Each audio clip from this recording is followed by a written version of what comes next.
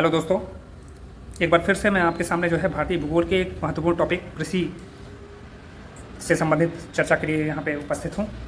देखिए, मैंने इसमें आपके लिए एक मानचित्र जो है ड्रॉ कर रखा है, जिसमें मैंने राज्यवार जो है प्रमुख फसलों के बारे में उसमें नामांकित किया है। उसको देखिए, उसके बारे में हम लोग चर्चा करेंगे। साथ ही के साथ यहाँ पे हम कुछ महत्वपूर्ण तथ्यों को भी मैंने जो है लिखा हुआ है। तो पहले हम मानचित्र के बारे में एक बार देख लेते हैं कि भारत की प्रमुख फसलें जो हैं वो क्या क्या हैं और किन किन राज्य, कौन कौन से राज्य ऐसे हैं जो वहाँ पे अग्रणी हैं। इसके बाद हम कुछ तथ्य इसके बारे में देखेंगे और अपने जो है इस पर चर्चा को आगे बढ़ाएंगे। तो दोस्तों देखिए, यहाँ पे भारत की बात करें तो सबसे ऊपर हम यहाँ पे जम्मू कश्मीर में बात करते हैं अगर, तो यहाँ पे केसर जो है सर्वाधिक उत्पादन होता है केसर का। भारत में वैसे भी केसर का उत्पादन और ज़्यादा नहीं होता है, लेकिन जो होता है वो इसी रीजन में होता है। यहाँ पे एप्पल भी यहाँ पे होता है। फल में अगर देखें तो एप्पल और केसर ये प्रमुख इसके लिए प्रसिद्ध है। बाकी और फसलें जो हैं, जो प्रमुख फसलें हैं भारत की, वो इधर चूँकि पर्वतीय रीजन है तो यहाँ पे उस तरह की जलवायु या मौसम, टेम्परेचर, वर्षा वो नहीं मिल पाती है, इसलिए यहाँ पे ये सब चीज़ें नहीं होती हैं।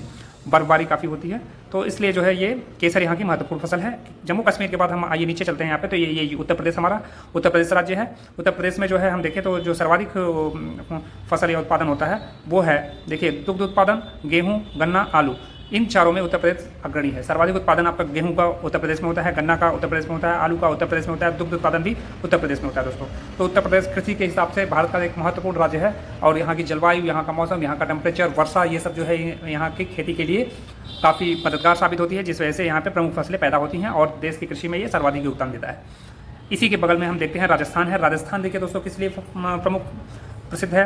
राजस्थान आपका तिलहन, सरसों तिलहन की प्रमुख फसल है। तिलहन की बात करें या सरसों की बात करें तो राजस्थान में सर्वाधिक होता है। तिलहन और सरसों आप देख लीजिए दोस्तों। तिलहन जो है येलो क्रांति, जो आपकी पीली क्रांति है, उससे संबंधित है, तो ये आपकी जो है राजस्थान में होता है। इधर दुग्ध, मिल्क, ये श्वेत क्रांति से संबंधित है, ये देखिए यूपी में सर्वाधिक है। तो राजस्थान हो गया दोस्तों, जम्मू कश्मीर हो गया, उत्तर प्रदेश हो गया। अब आइए देखते हैं हम जो है मध्य प्रदेश को। ये अपने मध्य में जो स्थित हमारा जो है मध्य प्रदेश है उसको। यहाँ पे देखिए दोस्तों, सर्वाधिक उत्पादन जो है चना और दलहन का होता है। पल्सेस के लिए मध्य प्रदेश प्रसिद्ध है। टोटल पल्सेस के में देखें अगर तो मध्य प्रदेश का सर्वाधिक योगदान रहता है, सबसे अग्रणी है मध्य प्रदेश। उसके बाद जो है हम देखें तो यहाँ पे सोयाबीन भी बहुत अधिक मात्रा में होता है, लेकिन सोयाबीन में ये सेकंड पोजीशन पे आता है। फर्स्ट पोजीशन में आपका ये महाराष्ट्र जो है, महाराष्ट्र की ये फसलें मैंने लिखी है, महाराष्ट्र फर्स्ट पोजीशन में आता है। और तिलहन में भी ये सेकंड पोजीशन पे आता है। अभी ताज़ा आंकड़ों के अनुसार तिलहन में भी राजस्थान फर्स्ट पोजीशन पे आता है, मध्य प्रदेश का सेकंड पोजीशन है। लेकिन फिर भी चूंकि ये मध्य प्रदेश की चारों जो है प्रमुख फसलें हैं, तो इसलिए मैंने यहाँ पे लिखा हुआ है, तो कन्फ्यूज मत होइएगा। चलिए, मध्य प्रदेश के बाद हम बात करते हैं तो गुजरात में हम आते हैं। इधर पश्चिम साइड में गुजरात, हमारी यात्रा ऐसे शुरू हो रही है, जम्मू कश्मीर से यूपी, यूपी से फिर हम राजस्थान गए, राजस्थान से मध्य प्रदेश आए, मध्य प्रदेश से गुजरात जा रहे हैं। गुजरात में देखिए कपास और मूंगफली, ये दोनों जो है सर्वाधिक महत्वपूर्ण फसलें जो है वहाँ की सर्वाधिक उत्पादन होता है गुजरात में। कपास एक जो है बहुत नकदी फसल है और कपास जो है से संबंधित सूती वस्त्र उद्योग, ये जो है भारत का सबसे बड़ा सूती उद्योग है कृषि पर आधारित। तो कपास इस लिहाज से बहुत ही महत्वपूर्ण है। मूंगफली का उत्पादन भी गुजरात में सर्वाधिक होता है। तो दोस्तों देखिए, दो फसलें हैं, कपास और मूंगफली, जो गुजरात में जिसका सर्वाधिक उत्पादन होता है। अब हम गुजरात के बाद सीधे रुख करते हैं पूर्व की तरफ, पश्चिम बंगाल साइड में। तो पश्चिम बंगाल में देखिए दोस्तों, जूट और चावल, ये दो प्रमुख फसलें हैं। जूट और चावल सबसे ज़्यादा जो है पश्चिम बंगाल में होता है। चावल के मामले में सर्वाधिक उत्पादन जो है पश्चिम बंगाल में होता है। यहाँ की जलवायु, यहाँ की वर्षा, यहाँ पर चावल को जो है बहुत मददगार साबित होती है। जूट की खेती भी यहाँ पे होती है। जूट का उत्पादन भी बहुत ज़्यादा होता है। जूट का उत्पादन हालांकि हमारा ये जो पड़ोसी देश बांग्लादेश में वो अग्रणी है, लेकिन फिर भी पश्चिम बंगाल में भी जूट का बहुत ही ज़्यादा उत्पादन होता है। तो एक औद्योगिक जो एक फसल है ये, तो उस हिसाब से इधर देखिए, इधर भी आपको एक औद्योगिक फसल मिली, नकदी फसल, और इधर भी एक नकदी फसल मिली। तो ये जो है नकदी फसल है जूट। तो जो आपका WP लिखा है वेस्ट बंगाल, यहाँ पे जूट और चावल का सर्वाधिक उत्पादन होता है। इधर गन्ना को भी हम मान सकते हैं कि ये भी एक जो है नकदी फसल है। तो हालांकि नकदी फसल राज्यवार जो है ये वेरी करता है, निर्भर करता है। कई बार जो है एक राज्य में कोई नकदी फसल दूसरे राज्य की वहाँ की सामान्य फसल होती है। तो खैर उससे कोई कन्फ्यूजन नहीं है। सामान्य तौर पर देखें तो गन्ना, जूट और आपका जो है कपास, ये सब नकदी फसलें हैं। अब इसके बाद हमारी यात्रा शुरू होती है वेस्ट बंगाल से। हम सीधे रुख करते हैं महाराष्ट्र की तरफ, और महाराष्ट्र में हमारे पास देखिए 4 फसलें हैं, 5 फसलें हैं जो यहाँ पे जो है महत्वपूर्ण है। सोयाबीन सर्वाधिक होता है, आम बहुत ज़्यादा होता है महाराष्ट्र में, प्याज सर्वाधिक होता है, अरहर यहाँ पे जो है सर्वाधिक होता है, और अंगूर की खेती भी बहुत महत्वपूर्ण है महाराष्ट्र में। तो ये प्रमुख फसलें हैं जो है महाराष्ट्र की, जिसमें ये अग्रणी है। सोयाबीन, आम, प्याज, अरहर, अंगूर। तो देखिए दोस्तों, हमने बताया था सोयाबीन में महाराष्ट्र फर्स्ट है, सेकंड पे कौन है दोस्तों? ये मध्य प्रदेश। अब महाराष्ट्र हम आगे बढ़ते हैं। महाराष्ट्र के बाद उससे नीचे सटा हुआ जो है आपका राज्य कर्नाटक पड़ता है। कर्नाटक में देखिए दोस्तों, हमारे पास ये 3 फसलें हैं, कॉफ़ी, सनफ्लावर और रेशम। कॉफ़ी में भारत में अगर हम बात करें तो सर्वाधिक उत्पादन कॉफ़ी का कर्नाटक से ही होता है। कॉफ़ी में सनफ्लावर, सूर्यमुखी, ये सबसे ज़्यादा जो है उत्पादन कर्नाटक में ही होता है। इसके बाद रेशम का सर्वाधिक उत्पादन भी कर्नाटक में होता है। तो 3 फसलें जो कि बहुत प्रमुख फसलें हैं। कई बार पूछा जाता है इनसे परीक्षा में, प्रतियोगी परीक्षाओं में जो है इससे बहुत सारे क्वेश्चन मिलते हैं, इसलिए आप जो है इसको ध्यान में रखिए। कॉफ़ी कर्नाटक में सर्वाधिक, सनफ्लावर कर्नाटक में सर्वाधिक, रेशम कर्नाटक में सर्वाधिक। तो ये दोस्तों, ये जो है आपका कर्नाटक में। उसके बाद हम बात करते हैं केरल की। तो केरल भी बहुत ही महत्वपूर्ण राज्य है, कई फसलें वहाँ पे होती हैं। रबर के लिए केरल जो है सर्वाधिक रबर जो है केरल में होता है। गरम मसाले यहाँ पे बहुत पाए जाते हैं। यहीं पे इलायची की पहाड़ियाँ हैं दोस्तों, तो वहाँ पे भी जो है काफ़ी सर्वाधिक मात्रा में ये मसालों का उत्पादन होता है। गरम मसाले, काजू के लिए केरल जो है सर्वाधिक उत्पादक एक राज्य है। नारियल सर्वाधिक उत्पादन होता है। काली मिर्च सर्वाधिक उत्पादन होता है केरल में। तो केरल एक बहुत ही विशिष्ट राज्य है। यहाँ से देखिए दोस्तों, ऐसे ये बनता है केरल। यहाँ पे ये 5 फसलें याद रखिएगा, रबड़, गरम मसाले, काजू, नारियल, काली मिर्च, ये केरल में सर्वाधिक होता है। इसके बाद हम इधर बढ़ते हैं तो आंध्र प्रदेश की बात करें दोस्तों, तो यहाँ पे ये फसलें हैं, हल्दी, तंबाकू, मक्का, ये आंध्र प्रदेश की फसलें हैं दोस्तों। यहाँ पे सर्वाधिक मात्रा में जो है आंध्र प्रदेश में होता है। हल्दी, तंबाकू भी एक नकदी फसल है दोस्तों, तंबाकू भी एक नकदी फसल है। हल्दी का उत्पादन होता है, मक्का का उत्पादन होता है यहाँ पे। तो ये प्रमुख राज्यों की प्रमुख फसलें हमने देखी दोस्तों। अब इसके बाद हम जो है कुछ तथ्यात्मक जो है चर्चा कर लेते हैं। तो देखिए, हम कपास की अगर बात करें, कपास जो है सर्वाधिक गुजरात में होता है। तो कपास में ये क्रम है सर्वाधिक उत्पादकता के मामले में राज्यों का। सबसे पहले गुजरात के बाद महाराष्ट्र के बाद तेलंगाना। तो ये कम से कम 3 शीर्ष राज्यों को आप जो है ध्यान में रखिए दोस्तों। कई बार जो है दूसरे नंबर या तीसरे नंबर के भी क्वेश्चन पूछे जाते हैं, तो इसलिए ये इंपॉर्टेंट है। गुजरात, जिसको मैंने शॉर्ट फॉर्म में GJ लिखा हुआ है, गुजरात, महाराष्ट्र MH, तेलंगाना, ये 3 राज्य हैं। सबसे ज़्यादा जो है गुजरात में, फिर उसके बाद महाराष्ट्र में, फिर उसके बाद तेलंगाना में। इसके लिए जो मिट्टी होती है वो काली मिट्टी सर्वाधिक जो है मददगार होती है। काली मिट्टी में ही कपास होता है ज़्यादातर, और टेम्परेचर इसके लिए 25 से 35 डिग्री सेंटीग्रेड की जरूरत होती है, जो सर्वाधिक अनुकूल होता है। 75 से 100 सेंटीमीटर की वर्षा इसके लिए एकदम उपयोगी होती है। अगला देखिए दोस्तों, तो अगला कृषि निर्भर भारत में सबसे बड़े उद्योग। तो कृषि पर निर्भर जो है भारत में जो सबसे बड़े उद्योग है, मैंने आपको बताया कि सूती वस्त्र उद्योग जो है वो सबसे बड़ा उद्योग है जो कृषि पर निर्भर करता है, और भारत में सबसे बड़ा उद्योग है वो कृषि सूती वस्त्र उद्योग। उसके बाद आता है चीनी उद्योग, चीनी मिल और चीनी उद्योग, ये जो है सर्वाधिक है। सूती वस्त्र उद्योग का सबसे बड़ा जो उद्योग है वो चीनी का है। चीनी का उत्पादन हमारा गन्ना का बहुत ज़्यादा होता है उत्तर प्रदेश में। तो ये जो है गन्ना हमारा वैसे महाराष्ट्र में भी होता है, चीनी मिलें यहाँ पे काफ़ी हैं। तो अब गन्ना की अगर हम बात करें तो देखिए, मैंने यहाँ क्रम लिखा हुआ है। शीर्ष 3 राज्यों को हमें गन्ना के बारे में भी जानना चाहिए। गन्ना सर्वाधिक उत्तर प्रदेश में होता है, फिर मध्य प्रदेश में होता है, फिर कर्नाटक में होता है। इसके लिए जो हमें टेम्परेचर चाहिए वो 21 डिग्री सेंटीग्रेड से 27 डिग्री सेंटीग्रेड और 75 से 100 सेंटीमीटर की वार्षिक वर्षा की जरूरत पड़ती है गन्ना के लिए। गन्ना का सर्वाधिक उत्पादन उत्तर प्रदेश में होता है, इसीलिए उत्तर प्रदेश को हमें शक्कर का प्याला भी कहते हैं दोस्तों। कई बार ये क्वेश्चन आया है एग्जाम में। तो यूपी जो है वो गन्ना का सर्वाधिक उत्पादक करने वाला राज्य है, और इसी वजह से उसको शक्कर का प्याला भी कहते हैं। विश्व में अगर हम बात करें तो चीनी उत्पादन में ब्राजील सबसे नंबर 1 पे है। उसके बाद भारत, अपना जो है प्यारा भारत, दूसरे नंबर पे है। अगर हम प्रतिशत की बात करें तो जो है 20.44% जो है प्रतिशत विश्व का चीनी का उत्पादन भारत से होता है। यानी कि 20% से भी अधिक चीनी भारत से उत्पादित होती है पूरे विश्व की। तो एक बहुत बड़ा भाग हम जो है उत्पादन करते हैं चीनी का। ब्राज़ील नंबर 1 पे है, भारत सेकंड पे है। भारत में अगर शुद्ध सकल कृषि क्षेत्र की बात करें तो उसमें सर्वाधिक सिंचित क्षेत्र जो है वो गन्ना का है। मुझे पूरी उम्मीद है कि आप इस क्वेश्चन को समझ रहे होंगे। अगर हम भारत के पूरे सकल कृषि क्षेत्र की बात करें, जो कृषि क्षेत्र है हमारा, वो अगर हम पूरा लें तो उसमें जो है एक बहुत बड़ा भाग सर्वाधिक सिंचित क्षेत्र की अगर हम बात करें भारत के कृषि क्षेत्र में से, वो गन्ने का है। तो ये तथ्य ध्यान रखिएगा, भारत में शुद्ध सकल कृषि क्षेत्र में सर्वाधिक सिंचित क्षेत्र वो गन्ने का है दोस्तों। तो ये बात आप फैक्ट नोट डाउन कर लीजिएगा। उसके बाद हम बात करते हैं तिलहन की। तो तिलहन में देखिए, मैंने बताया कि राजस्थान सबसे आगे है। राजस्थान के बाद शीर्ष ये राज्य हैं, ये राजस्थान, तीनों शीर्ष राज्य आपको मालूम होने चाहिए। राजस्थान के बाद मध्य प्रदेश में सेकेंड पोजीशन है तिलहन के केस में। उसके बाद फिर जो है आपका गुजरात आता है। गुजरात की पोजीशन है, गुजरात के बाद फिर राजस्थान, मध्य प्रदेश और गुजरात, ये आते हैं आपके दोस्तों। अब देखिएगा, इसके लिए टेम्परेचर तिलहन के लिए चाहिए 15 से 25 डिग्री सेंटीग्रेड, और वार्षिक वर्षा जो है औसत वार्षिक वर्षा 50 से 80 सेंटीमीटर की इसके लिए चाहिए होती है। तिलहन के बाद हम बढ़ते हैं दोस्तों मूंगफली की तरफ। तो मूंगफली में मैंने पहले बताया कि मूंगफली सर्वाधिक जो है जो उत्पादन वो गुजरात करता है मूंगफली में। लेकिन शीर्ष 3 राज्यों की अगर बात करें तो गुजरात के बाद राजस्थान, राजस्थान के बाद तमिलनाडु, ये आपका क्रम है। सबसे ज़्यादा उत्पादन गुजरात में मूंगफली का होता है, फिर उसके बाद राजस्थान में, फिर उसके बाद तमिलनाडु में।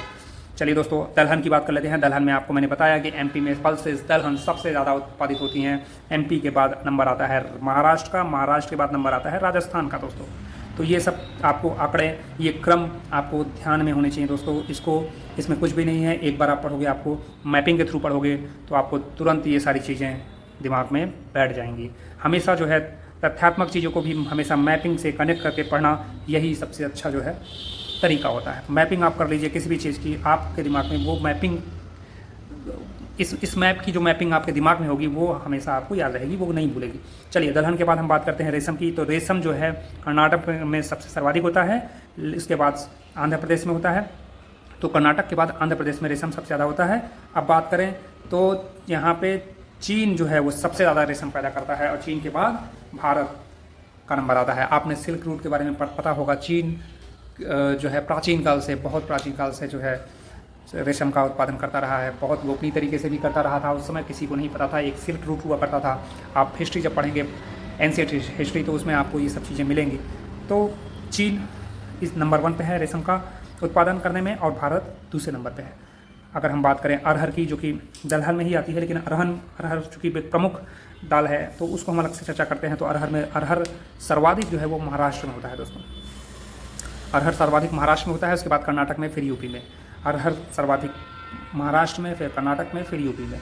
सर्वाधिक अरहर महाराष्ट्र में होता है, ये देखिए दोस्तों। उसके बाद फिर कर्नाटक में, तब यूपी में।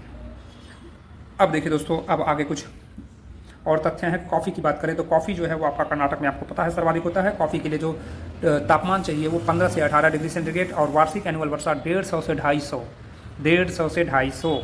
तो दोस्तों आपको याद है कि देखिए कर्नाटक वाला जो रीजन है, ये पश्चिमी ढाल यहाँ से महाराष्ट्र से शुरू होता है, कर्नाटक से केरल तक जाता है।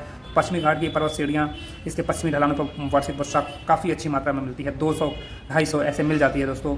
तो इसीलिए यहाँ पे देखिए ये इसकी रिक्वायरमेंट पूरी हो जाती है कॉफ़ी की। इसके लिए जो मिट्टी है वो ढाली मिट्टी, चूँकि यहाँ ढाल है, या लावा मिट्टी, दक्कन का पठार भी है, ये दक्कन वाला क्षेत्र भी है, तो दोमट ढाली या लावा मिट्टी जो है इसके लिए उपयोगी होती है, इसके लिए अनुकूल होती है।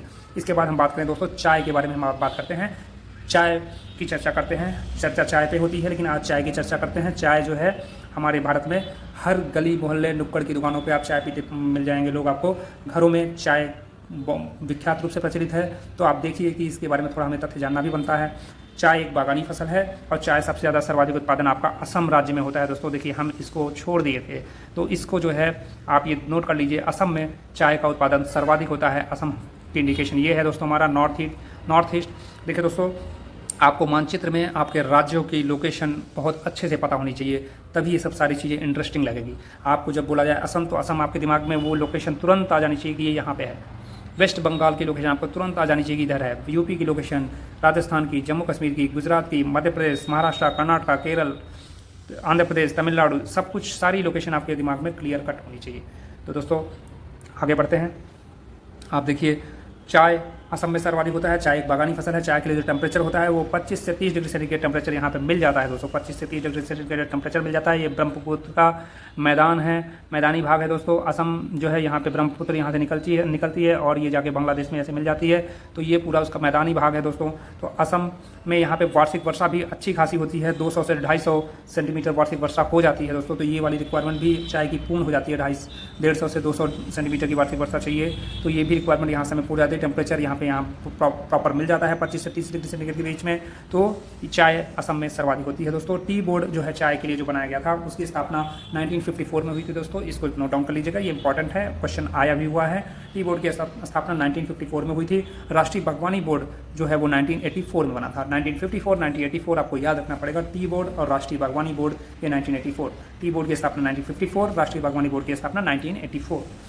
अब चाय की बात करें दोस्तों, तो अभी हम चर्चा चाय की ही कर रहे हैं। तो चाय की बात करें तो तीसरा तथ्य यह है कि चाय में सर्वाधिक उत्पादन तो आपको पता है असम में, लेकिन कई बार चाय में दूसरे तीसरे नंबर के राज्य लोगों को नहीं पता होते, तो वो भी आप देख लीजिए कि असम के बाद आता है West Bengal, WB West Bengal, उसके बाद TN तमिलनाडु, फिर उसके बाद केरल, फिर कर्नाटका। तो ये देखिए दोस्तों, असम के बाद WBTN केरल कर्नाटका, असम में सबसे ज़्यादा, फिर उसके बाद सेकंड नंबर पे पश्चिम बंगाल का नंबर आता है चाय के उत्पादन में, फिर तमिलनाडु का नंबर आता है तीसरे नंबर पे, फिर चौथे नंबर पे केरल का नंबर आता है, फिर पाँचवें नंबर पे कर्नाटक का नंबर आता है। तो ऐसा नहीं कि सिर्फ असम में होती है चाय, लेकिन असम में चाय सर्वाधिक होती है, 90% से ऊपर जो है असम में ही उत्पादन होता है। तो ये क्रम आप ध्यान में रखिएगा दोस्तों। विश्व में अगर बात करें उत्पादन की, तो चीन जो है सर्वाधिक चाय का उत्पादन करता है। चीन के बाद भारत का नंबर आता है, भारत सेकंड पोजीशन है चाय के उत्पादन में, फिर केन्या, फिर श्रीलंका। तो आपको विश्व के भी कुछ आंकड़े साथ साथ एक दो बता दे रहे हैं। हालांकि हम भारतीय भूगोल पढ़ रहे हैं, लेकिन जब हम फसलों की बात करें तो हमें जो है उसको देख लेना चाहिए। अब रबड़ की बात करते हैं दोस्तों, तो रबड़ ऑलरेडी आप जानते हैं कि केरल में सर्वाधिक होता है, लेकिन शीर्ष राज्यों की अगर हम बात करें उत्पादकता के क्षेत्र में, तो केरल के बाद केरल पहले नंबर पर आता है, केरल के बाद त्रिपुरा, नॉर्थ ईस्ट का ये क्षेत्र है त्रिपुरा, ये वाला क्षेत्र, ये आप लोकेशन मैंने कहा फिर से आपको ध्यान देना चाहिए। केरल के बाद त्रिपुरा, त्रिपुरा के बाद कर्नाटका, कर्नाटक के बाद जो है असम, असम में भी कुछ रबड़ होता है, और फिर तमिलनाडु, तमिलनाडु वाला रीजन ये है, तमिलनाडु में भी जो है यहाँ पे रबड़ होता है। तो केरल सबसे नंबर 1 पे रबड़ के उत्पादन में, त्रिपुरा सेकंड पोजीशन पे, कर्नाटका थर्ड पोजीशन पे, फोर्थ पोजीशन पे असम, और तमिलनाडु फिफ्थ पोजीशन पे। विश्व की बात करें तो भारत का स्थान चौथा है रबड़ उत्पादन में, और थाईलैंड जो इधर कहीं पड़ेगा आपका, ये इंडोनेशिया, थाईलैंड में, और इधर आपका ये म्यांमार पड़ जाएगा, ये म्यांमार, और इधर जो है थाईलैंड वाइलैंड एशियन कंट्रीज जो है, तो ये जो है यहाँ पे नंबर 1 पे थाईलैंड है। तो दोस्तों देखिए, ये फैक्चुअल जो है आपको डाटा आपको ध्यान में रखने होंगे, और ये सारे क्वेश्चंस आए हुए हैं, इसमें से जितने भी फैक्ट हैं सब पे क्वेश्चन आ चुके हैं दोस्तों, और ये मैपिंग आपको ध्यान में रखनी होगी। इसी के साथ जो है आपको मैं ये भी बता दूँ कि आगे और भी टॉपिक मैं लेके आऊँगा कि उसमें जो है मैपिंग के थ्रू ही मैं सारी चीज़ें कराऊँगा जो करने योग्य होंगी मैपिंग के थ्रू, और बाकी तथ्यात्मक चीज़ें भी रहेंगी। ये तथ्यात्मक चीज़ें जो हैं ये एक तरह से आप परीक्षा के प्रश्न ही हैं जो कि आपको जो है उसमें रिपीट होते रहते हैं। तो ये बहुत ही इंपॉर्टेंट है दोस्तों, इसको आप बिल्कुल ध्यान दीजिएगा। चलिए, तो आज के लिए इतना ही, आगे हम जो है फिर से मिलेंगे जल्द ही।